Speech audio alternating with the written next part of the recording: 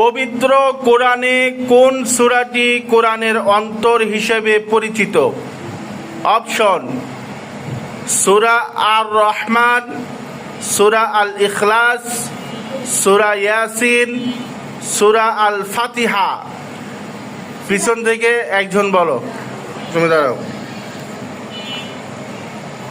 আসলাম কি বলছো? সূরা আল ফাতিহা। তুমি কি বলেছো? আলামিন কি বলেছো?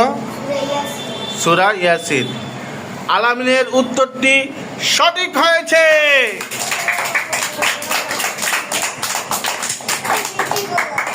সূরা ইয়াসিন কি? রাসূল সাল্লাল্লাহু আলাইহি সাল্লামের হাদিস অনুযায়ী সূরা ইয়াসিনকে কোরআনের অন্তর বলা হয়েছে। বুঝতে পেরেছো?